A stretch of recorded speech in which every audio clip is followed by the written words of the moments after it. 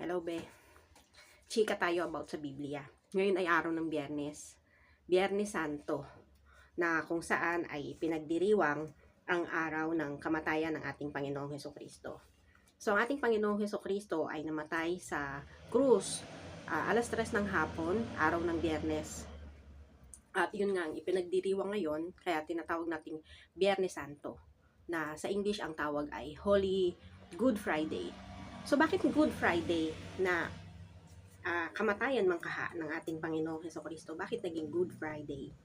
Sapagkat ayon sa Biblia, di ba, sa oras ng kamatayan ng Panginoong Hesukristo ay tinubos niya ang lahat ng mga naniniwala sa Kanya nung panahon na yon. Yun yung sinasabi ng Panginoon Diyos na, for God so loved the world that He gave His only begotten Son, di ba? Para tubusin ang lahat ng mga naniniwala sa Kanya. So, yung mga naniwala lang, syempre, alangan tubusin pati yung hindi naniwala. So, yun na nga.